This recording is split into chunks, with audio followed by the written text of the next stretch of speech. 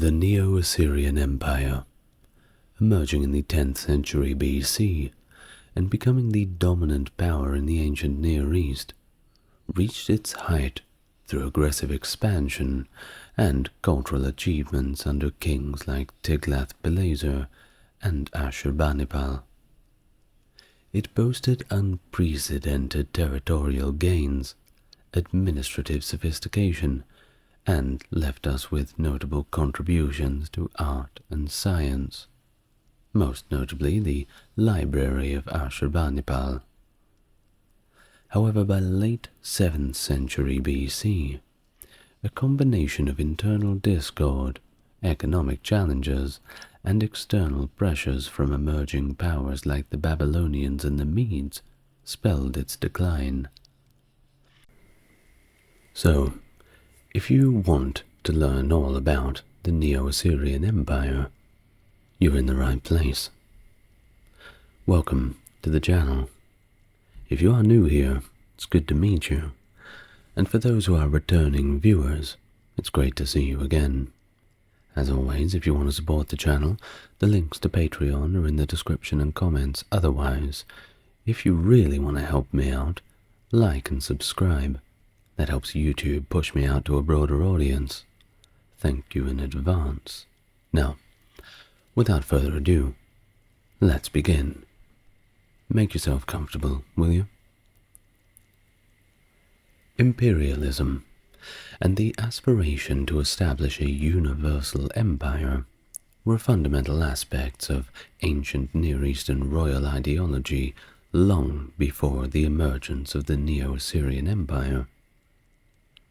In the early dynastic period, around 2900 to 2350 BC, Sumerian rulers engaged in conflicts to create small, hegemonic empires and gain dominance over neighboring city-states.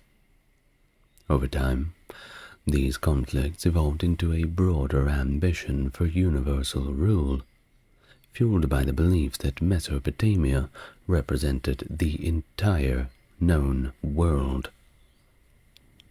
One of the earliest world conquerors, as they were called, was Lugal-Zaggisi, the king of Uruk, who conquered Lower Mesopotamia in the 24th century BC.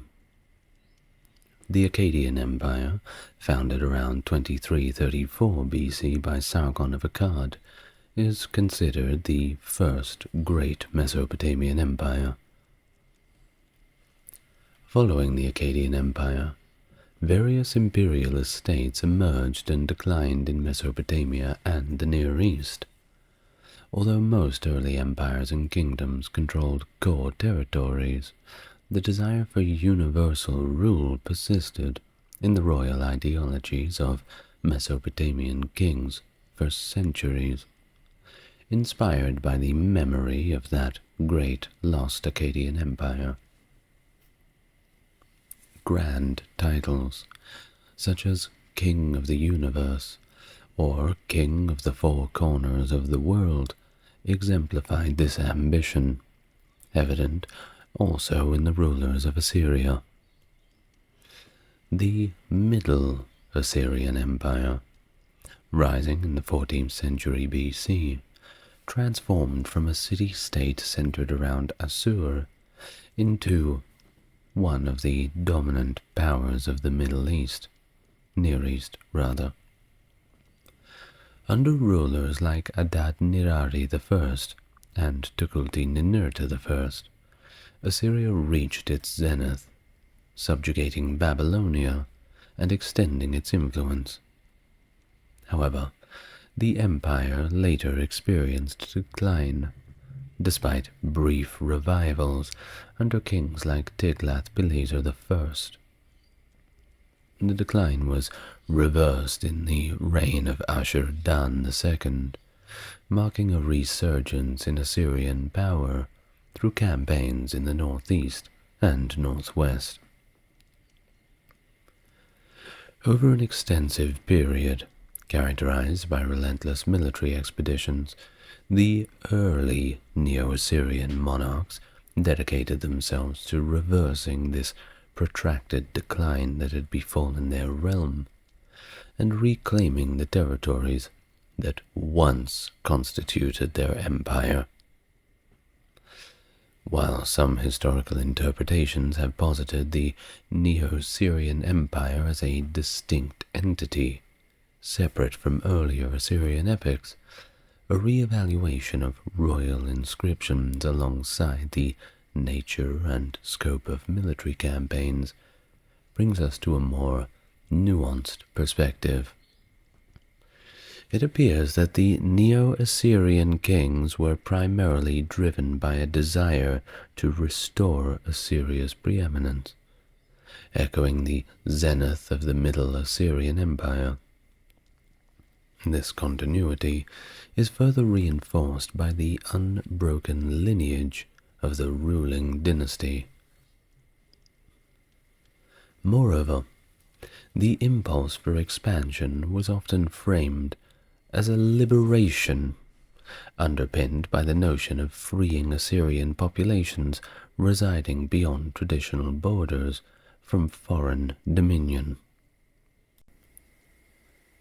Material evidence gleaned from reconquered sites during the waning years of the Middle Assyrian Empire corroborates the enduring influence of Assyrian culture and territories, even beyond its immediate control. Initially, the efforts in the early stages of the Neo-Assyrian rulers were concentrated on consolidating authority within the region stretching up to the Kabul River in the western reaches. The conquest of Katmahu by Ashurdan II, which was subsequently incorporated as a vassal kingdom, shows the resource constraints faced by the nascent empire, necessitating a virtual restart of the imperial reconquest initiative. Building upon that foundation laid by Ashurdan II, Adad-nirari and Tukulti-Ninurta II pursued an aggressive agenda of territorial expansion. Adad-nirari II's strategic campaigns targeted territories southeast of the Little Zab River, which had hitherto been under Babylonian hegemony. These military endeavors yielded substantial gains, with the acquisition of key cities such as Arapa, thereby establishing pivotal launching points for subsequent Assyrian campaigns in the east. In addition to his eastern exploits, Adad-nirari II extended Assyrian influence to the west, subjugating numerous small kingdoms and forging alliances with local rulers to solidify Assyrian power. Tukulti-Ninurta II, during his brief reign, continued the ambitious agenda of his predecessors. His expeditions mirrored those of his father, with a notable march along the Euphrates and Kabul rivers, where he extracted tribute from cities historically aligned with Babylon. Militarily, Tukulti-Ninurta II further bolstered Assyrian hegemony in the east, engaging in campaigns against regional powers such as Kiruri, Habushkia, and Gilzanu. The latter, renowned for its equine resources, would later become a vital asset in sustaining Assyrian military power. The commencement of the second phase of the Assyrian reconquest occurred during the reign of Tukulti-Ninurta's successor, Ashurnasirpal II, who ruled from 883 to 859 BC.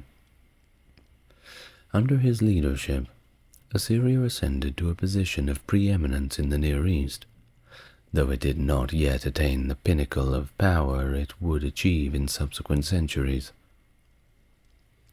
Ashurnasirpal possessed a multifaceted personality.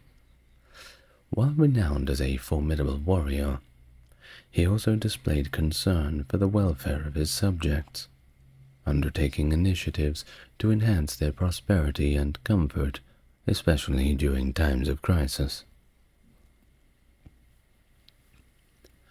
Inheriting a substantial reservoir of resources from his predecessor's successful campaigns, Ashurnasirpal embarked on a series of military expeditions aimed at reasserting the Assyrian dominance. His initial campaign in 883 targeted the rebellious cities of Suru and Tela along the northern banks of the Tigris River. At Tela, he employed brutal tactics to quell dissent, inflicting severe punishments such as disfigurement, mutilation, and execution upon the uncooperative populace. Subsequent campaigns under Ashurnasirpal's reign encompassed conflicts with the kingdom of Zamua in the eastern Zagros Mountains, repeated engagements with Nairi and Urartu in the north, and protracted hostilities with Aramaean and Neo-Hittite kingdoms in the west.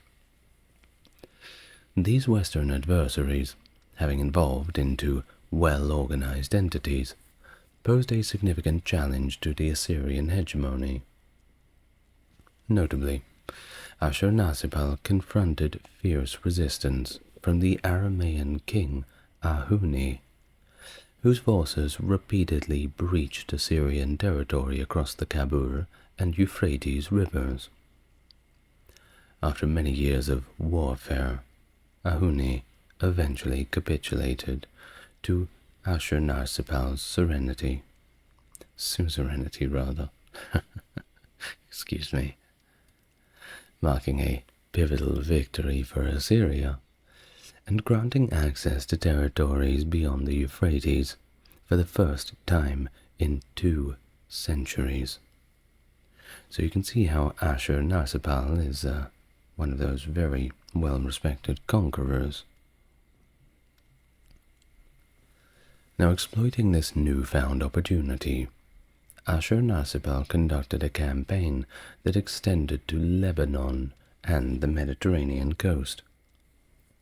Although formal incorporation into the Assyrian Empire was limited at this juncture, many kingdoms along the route paid tribute simply to avoid conflict.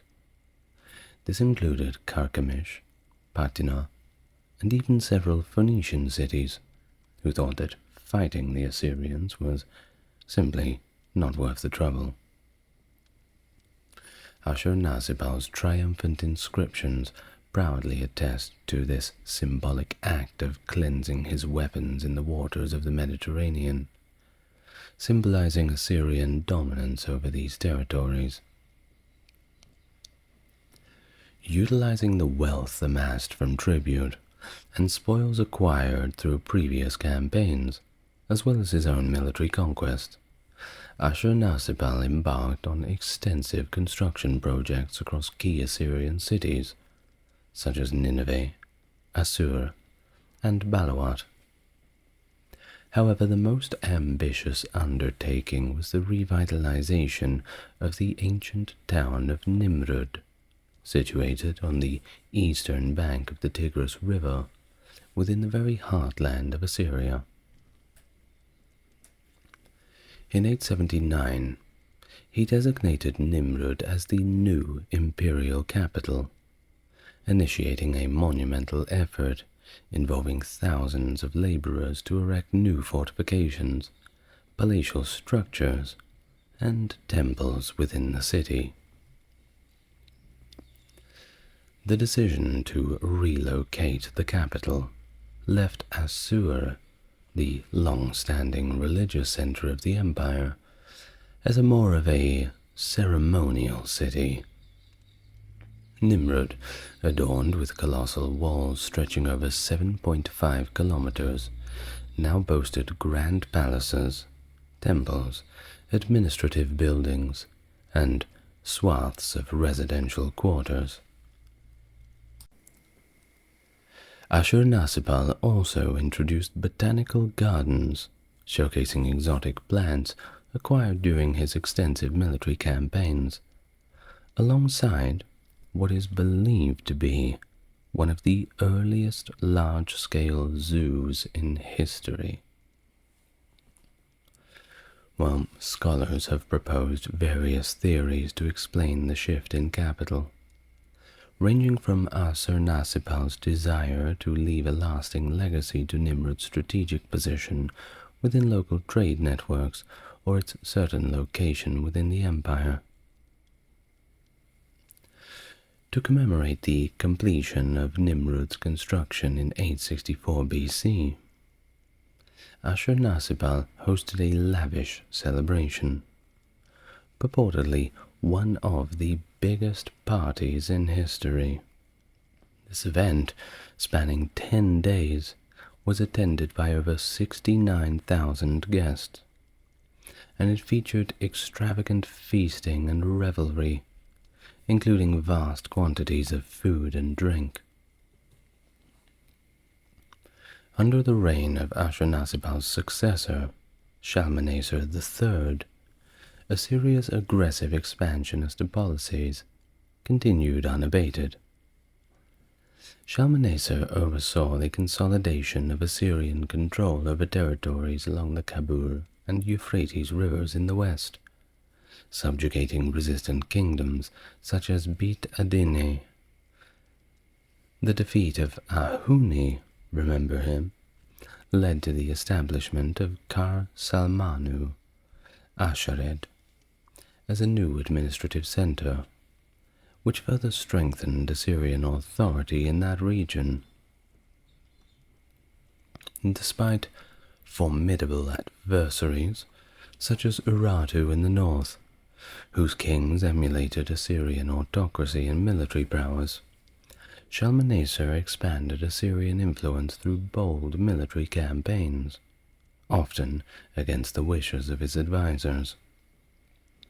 Notably, in 856, he launched a daring expedition deep into Urartian territory, which culminated in the sack of Arzakashtun, the Urartian capital, and the complete devastation of its heartland.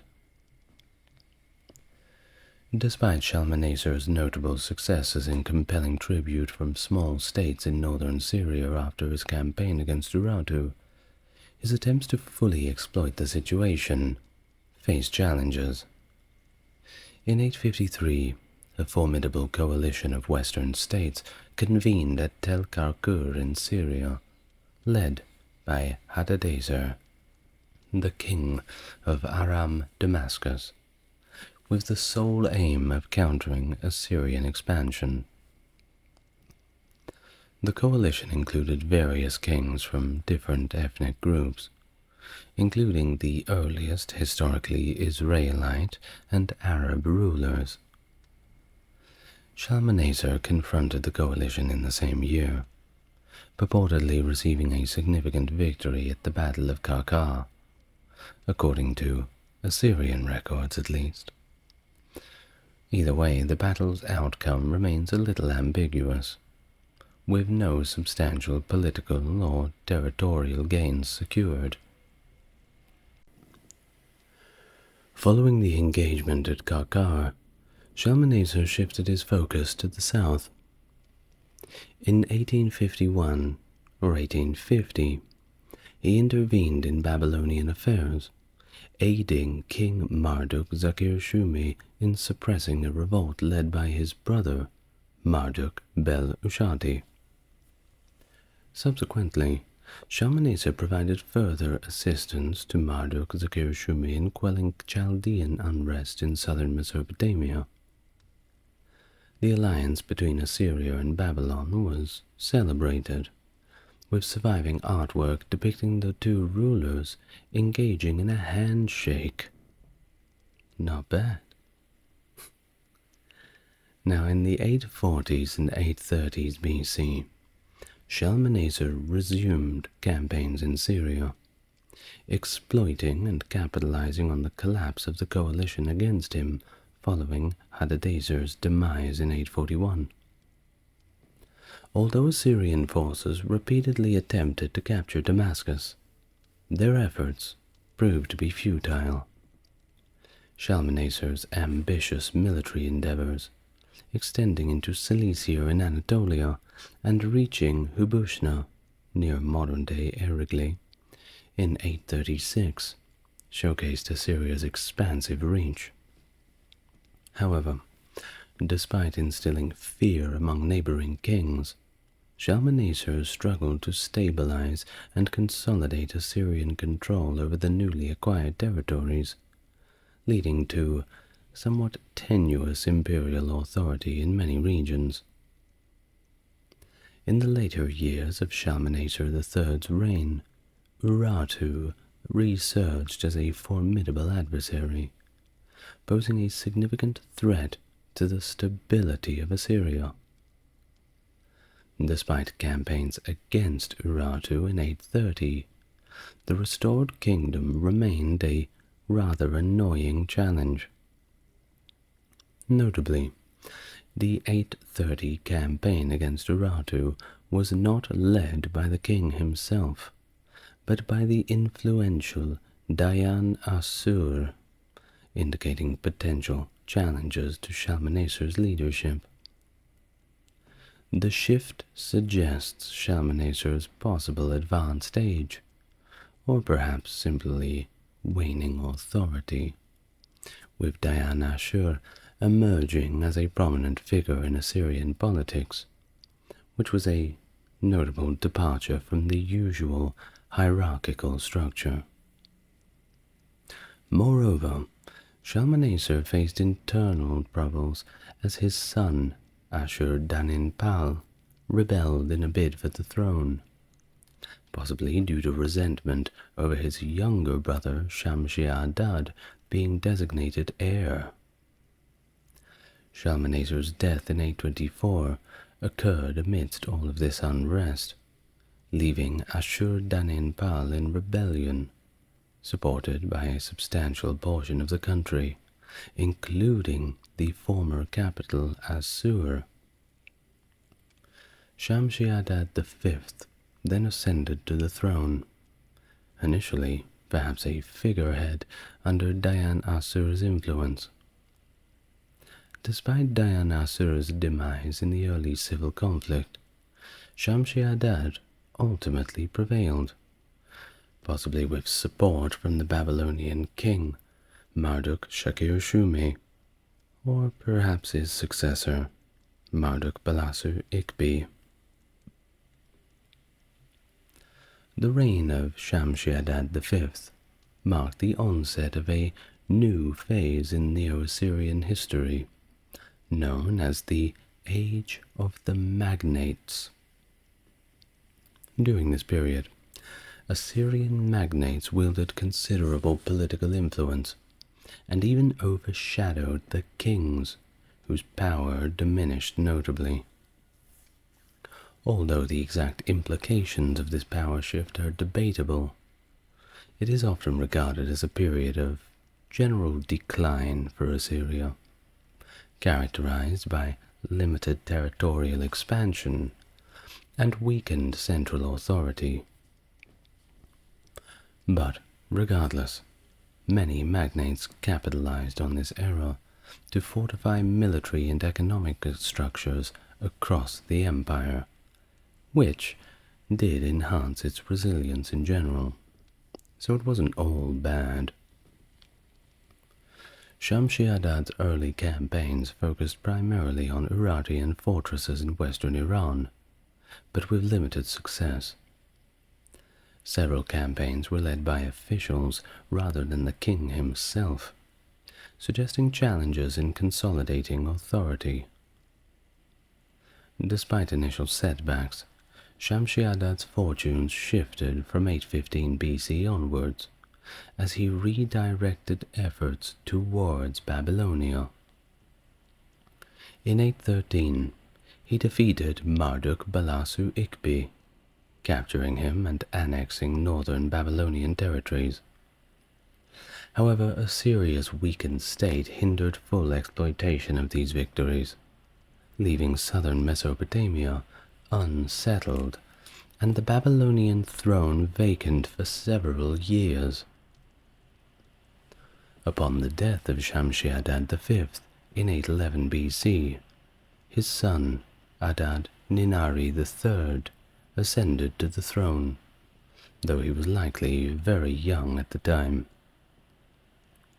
During the early years of his reign, real political power was probably held by the Turtanu, Nergal-Ila'i, and Adad-Ninari's mother, Shammuramat, one of the most influential women in Assyrian history. Shammuramat's remarkable authority extended to military campaigns, as she participated in a campaign against Kumu in Syria, a very rare feat for ancient Assyrian women, so credit for that. And together with her son, she's credited for expanding Assyrian territory, a task that was typically reserved for kings alone.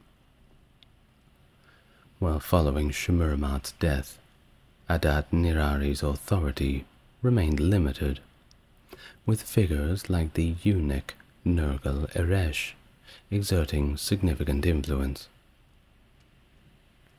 Despite his constrained authority, Adad-Ninari III's reign witnessed some military successes, with Assyrian armies conducting numerous campaigns in western Iran.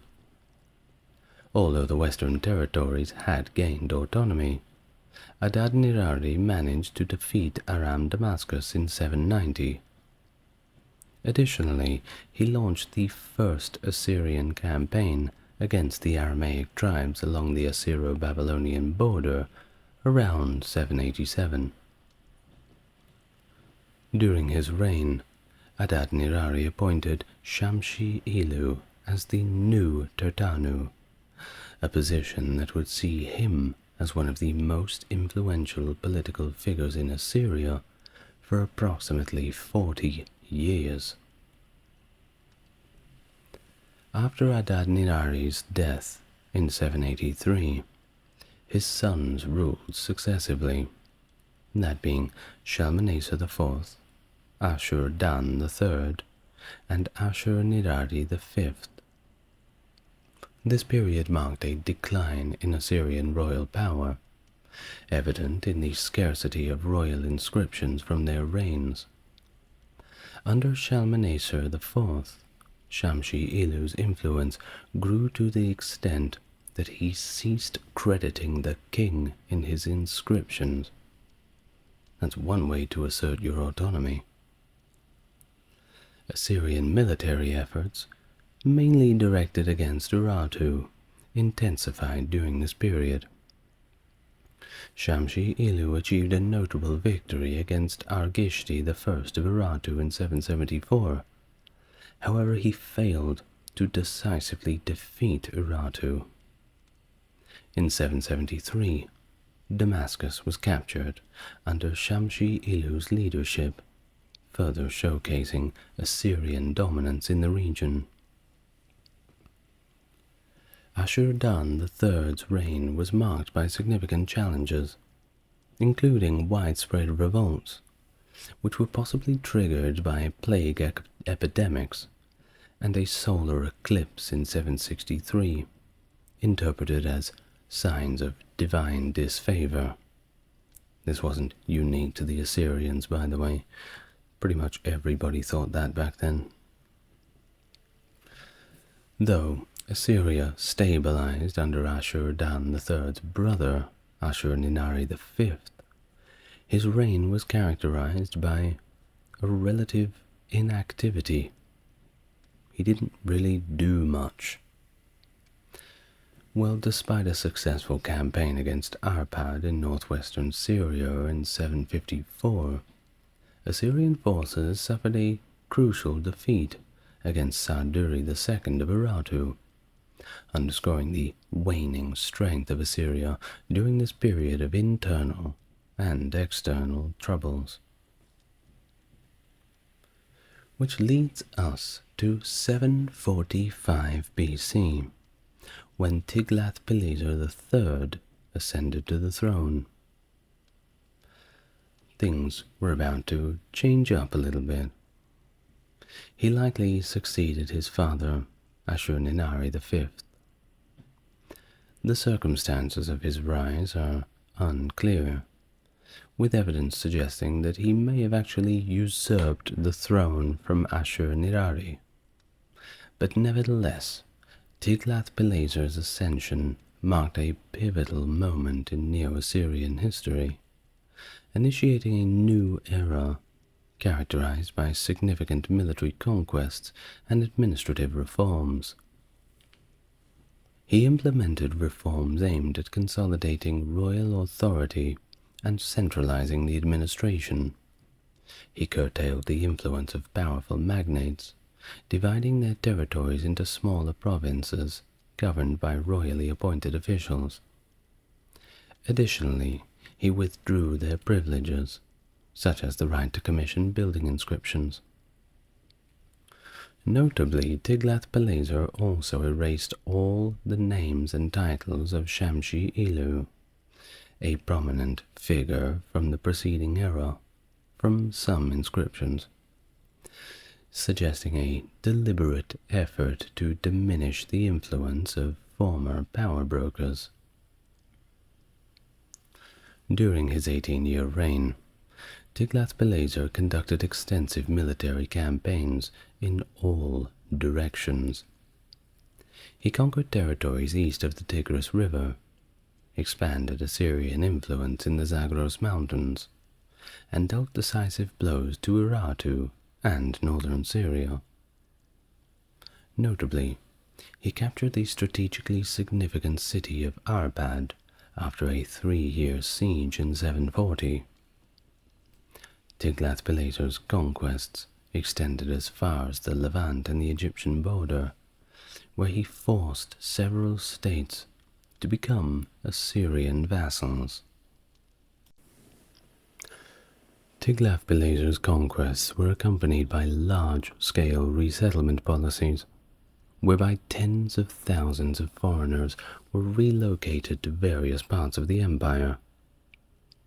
In his later years, he turned his attention to Babylonia, and he captured Babylon in 729, assuming the title King of Babylon, alongside King of Assyria.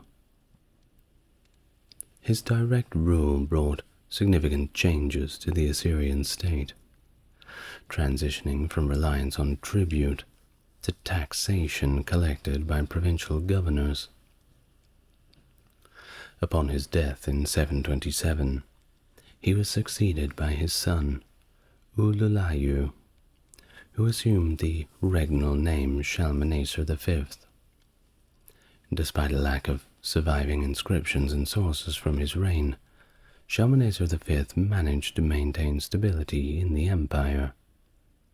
He is credited with conquering Samaria, thereby ending the ancient kingdom of Israel, and annexing territories in northern Syria and Cilicia.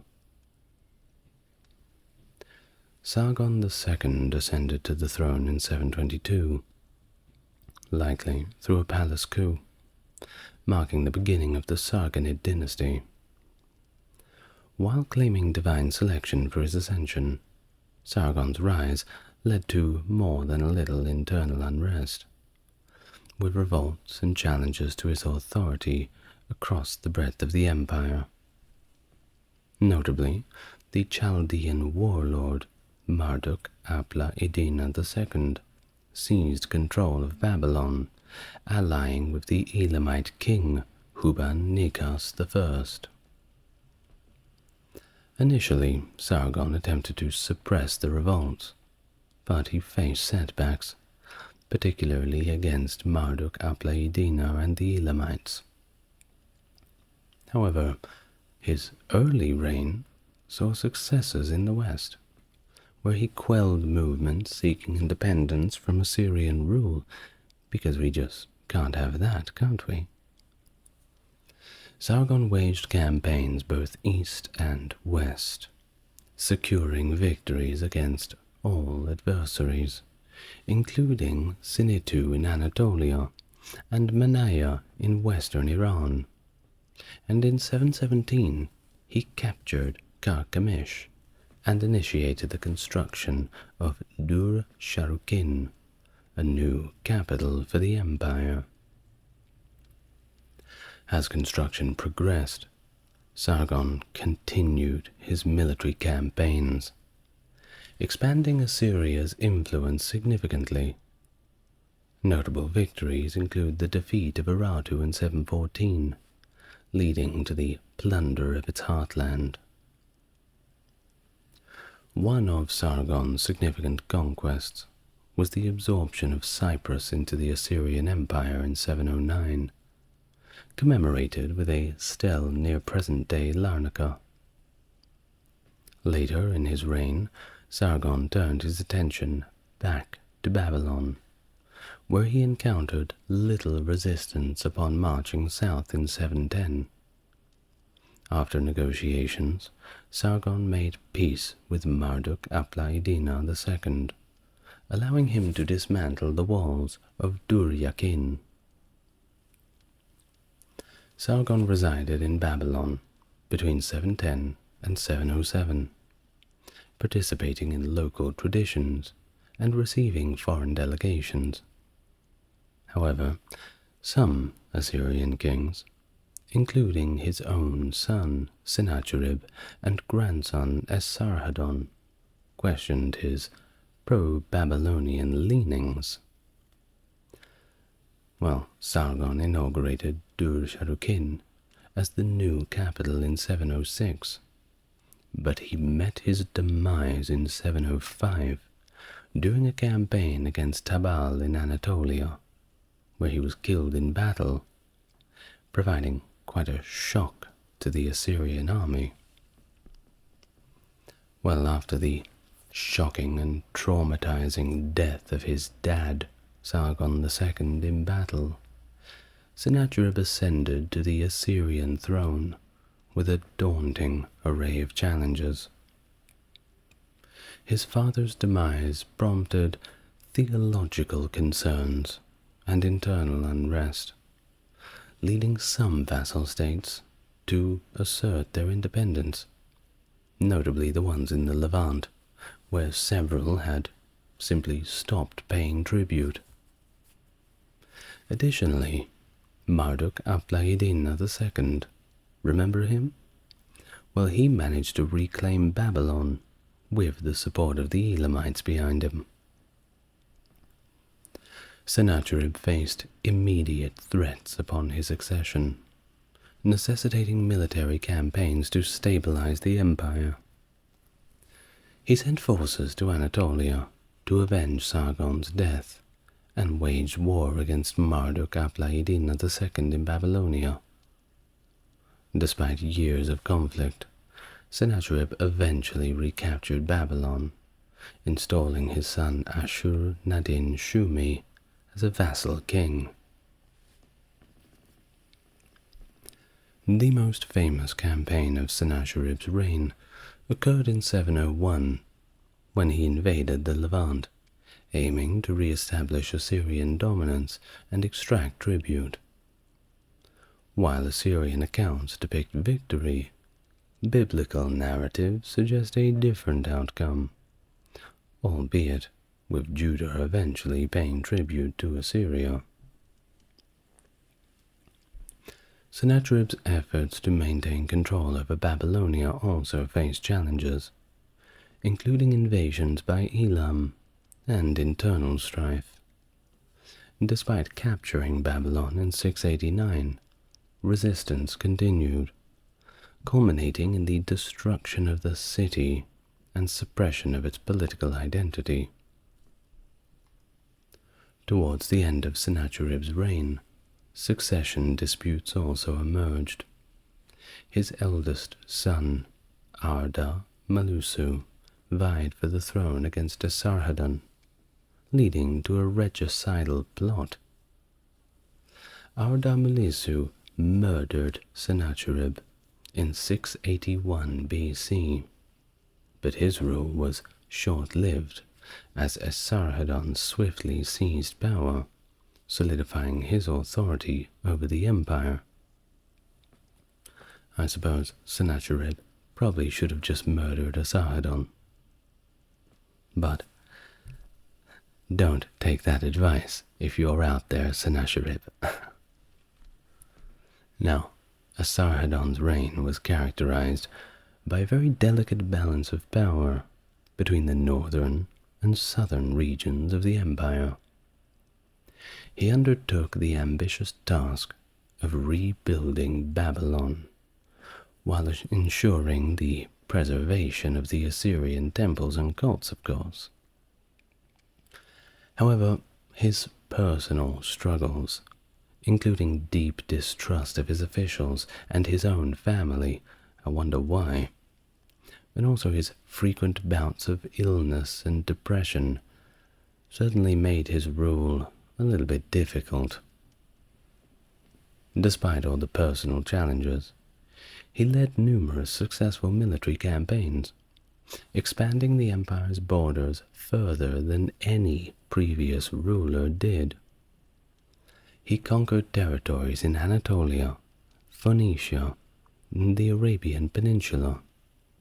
He even had a significant victory in Egypt in 671, and that brought the empire to its greatest extent ever. But he faced those internal threats, with several conspiracies emerging against his rule. People wanted him out, and they were willing to do anything to get him out of there. The challenges stemmed partly from the perception of his illness as a sign of divine disfavor, like God was striking him down. Yet, Esarhaddon effectively countered these threats through surveillance and punitive measures, and managed to maintain his authority. In a bid to secure the succession, Esarhaddon designated his sons, Ashurnasirpal and Shamash-shum-ukin, as heirs to the Assyrian and Babylonian thrones respectively. He enforced oaths of allegiance across the empire to ensure a smooth transition of power.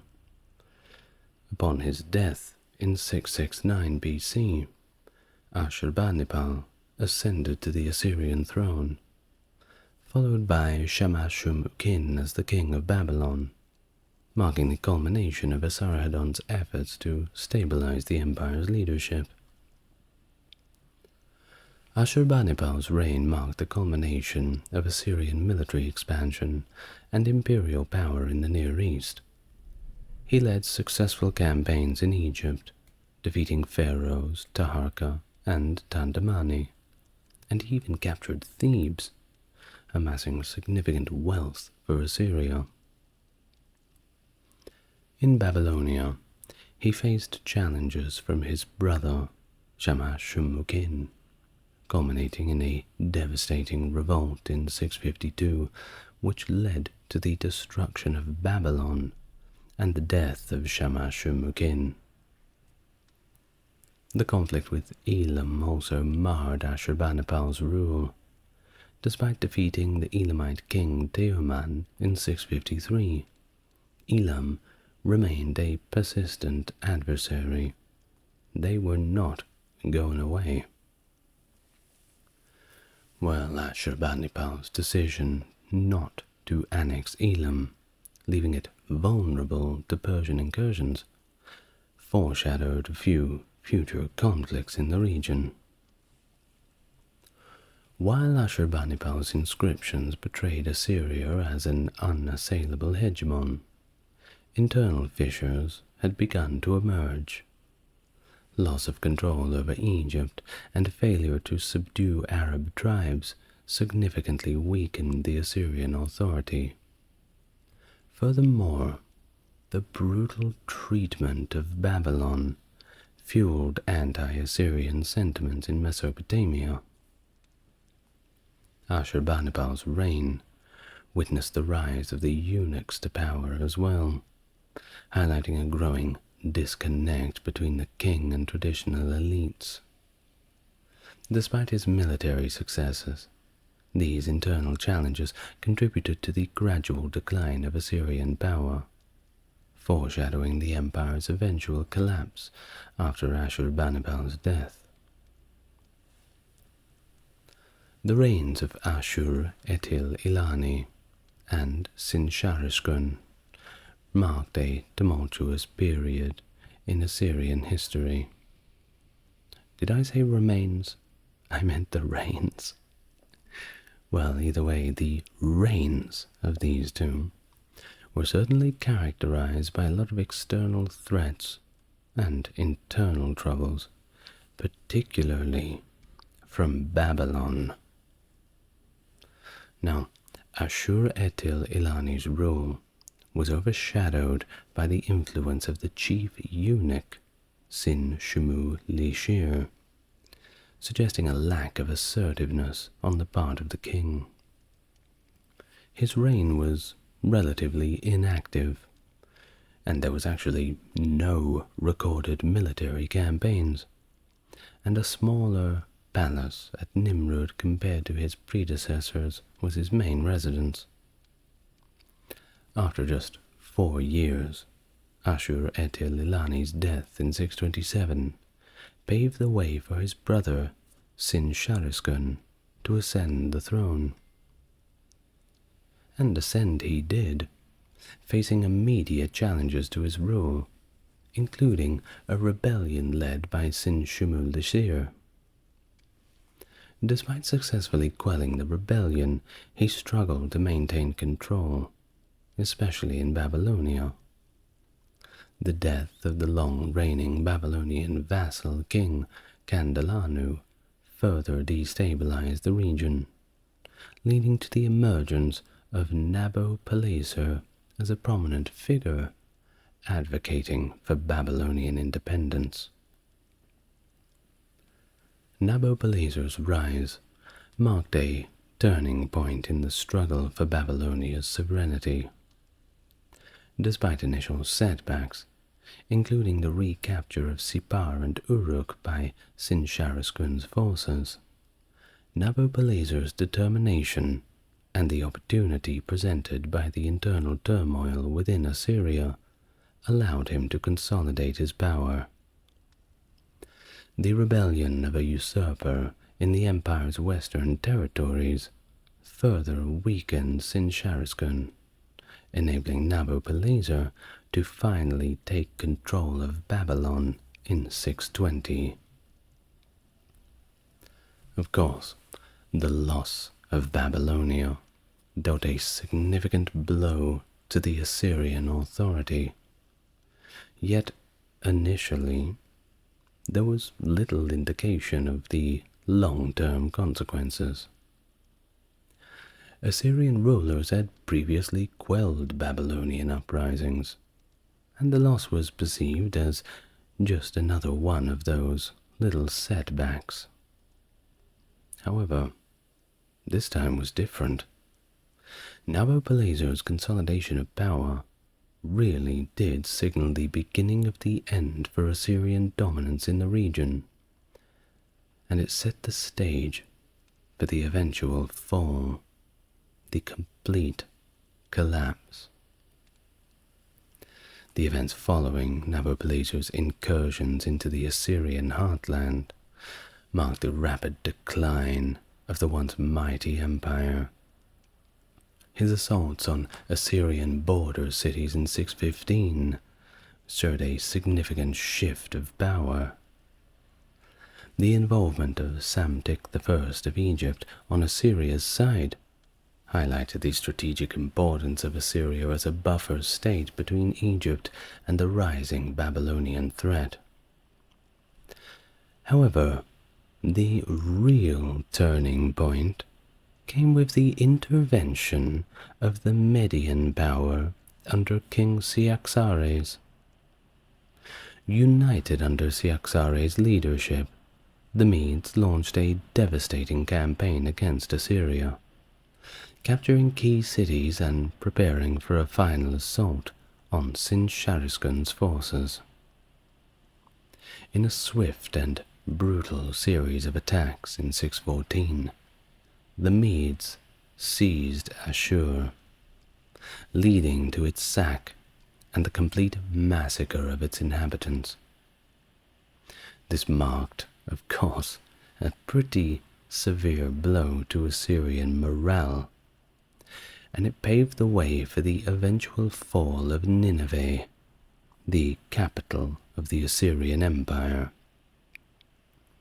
In 612, after a 2-month-long siege, a desperate, starving people, those of Nineveh, fell to the combined forces of the Babylonians and the Medes.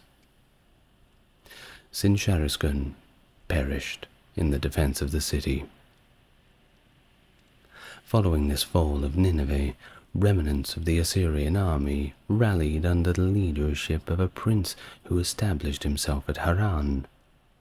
However, despite efforts to revive Assyrian rule, Haran also fell to the Babylonian Median forces in 610. The final defeat of Ashur-uballit II at the Battle of Carchemish in 605 marked the definitive end of the ancient line of Assyrian kings and the collapse of the final remnants of Assyria as a state. Though Assyrian culture persisted beyond its mere imperial era, the fall of Haran marked the conclusion of Assyria's political and military influence in the region. But if you look pretty hard, you can still find traces of it around. Just ask those successor kingdoms, whose artwork and architecture looks eerily familiar. And just as on this rainy evening in Melbourne, Australia, that the rain begins to beat down quite heavily on the tin roof of my home, we have reached the end of our video for today on the Neo-Assyrian Empire. Well, I'd like to thank my Mega Chat tier patrons, of course, that being Stark Factory, JC, and Jeffrey. Complete chats. Now, regardless of the rain, I have to go to the gym. So, I will see you in the next video. Look after yourself, everybody. Good night.